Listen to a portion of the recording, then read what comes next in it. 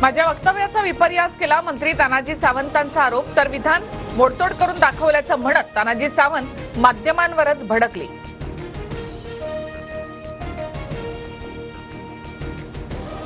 राष्ट्रवादी सरकार कधी होतं? 2022च्या अगोदर आपण जे तोडमोड करून दाखवताना जरा सद्विवेक बुद्धीला जागून बातम्या द्यायचं शिका, एवढंच ह्या माध्यमातून मला सांगायचं। 3 लाखांची गाडी तानाजी सावंतांना 30 लाखांना पास करून घ्यायची होती, पण अजितदादांनी फाईलवर सही न केल्यामुळे सावंत संतापले। जितेंद्र आव्हाडांचा गंभीर आरोप। तानाजी सावंतांना समज देण्याची गरज, हसन मुश्रीफांची प्रतिक्रिया, तर कोणीही शेतकऱ्यांची लायकी काढू नये, सुधीर मुनगंटीवारांचा तानाजी सावंतांना सल्ला।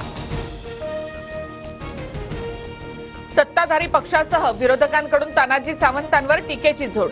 तानाजी सावंत विचार न करता वक्तव्य करतात, प्रवीण दरेकरांची टीका, तर सावंतांची मंत्रिपदावर राहण्याची अवकात नाही, अंबादास दानवेंचा हल्लाबोल। तानाजी सावंत आणि गणेश हाकेंच्या टीकेवर अजित पवार यांनी बोलणं टाळलं। कोणी काही बोललं तर माझ्या अंगाला भोकं पडत नाहीत, कार्यकर्ते उत्तर देतील, दादांची प्रतिक्रिया। लाडकी बहीण योजनेविरोधामध्ये कोर्टात गेलेले अनिल वडपल्लीवार आडवे पडणार, तर मुख्यमंत्री शिंदेंचा हल्लाबोल। विरोधक काहीही म्हणाले तरी योजना बंद होणार नाही, शिंदेंची ग्वाही। लाडकी बहीण योजना बंद करण्यासाठी काँग्रेसचे वडपल्लीवार कोर्टात गेले। देवेंद्र फडणवीसांचा काँग्रेसवर निशाणा, तर तुमचा देवाभाऊ योजना बंद होऊ देणार नाही, फडणवीसांची ग्वाही। लाडकी बहीण योजनेच्या विरोधात कोर्टात याचिका करणाऱ्या वडपल्लीवारांचा काँग्रेसशी संबंध नाही, काँग्रेस प्रदेशाध्यक्ष नाना पटोले यांचं स्पष्टीकरण, तर काँग्रेस लाडकी बहीण योजनेच्या विरोधात नाही, अशी ही प्रतिक्रिया।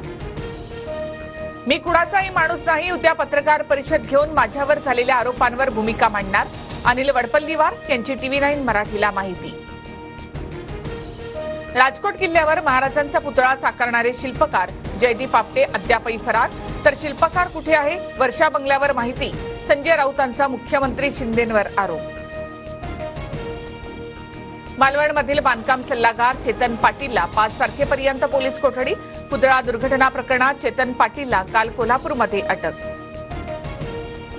अजित पवारांसोबत झालेली युती दुर्दैवी, असंघाशी संघ म्हणतात असा संघ घडला, भाजपच्या गणेश हाकेंचं वक्तव्य, तर अजित पवारांबाबत मी जे बोललो ते माझं व्यक्तिगत मत, पक्षाची भूमिका नाही, हाकेंकडून सारवासारव।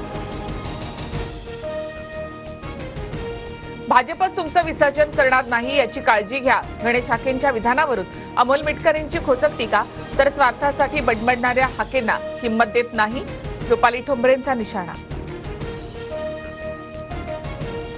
आमच्या पक्षासहित शिंदे गट आणि भाजपच्या कारभाऱ्यांनी विचार करावा, आपल्या लोकांना कॉमेंट्स करण्यापासून थांबवा, भुजबळांचं महायुतीच्या मित्रपक्षातील नेत्यांना आवाहन।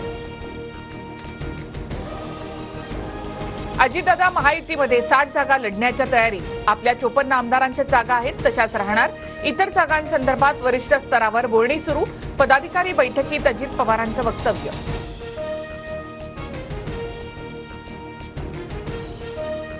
ऐंशी 90 जागा मिळायला हव्यात, मात्र कारभारी लोक ठरवतील ते मान्य करायचं, जागा वाटपावर भुजबळांची प्रतिक्रिया, तर महायुतीत अजितदादांना केवळ 20 ते 25 जागा देतील, शरद पवार गटाच्या महेश तपासे यांचा टोला।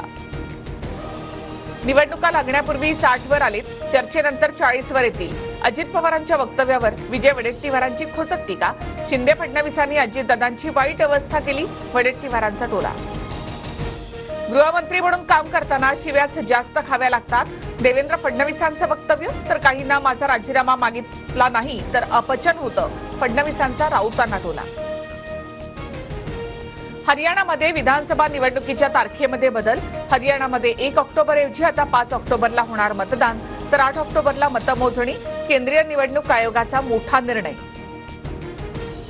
मुंबईतील चिंचपोकळीच्या चिंतामणीचं मोठ्या जल्लोषामध्ये आगमन, जगन्नाथपुरी यात्रेची यंदाची थीम, ढोल ताशांच्या गजरात लाडक्या बाप्पाचं स्वागत।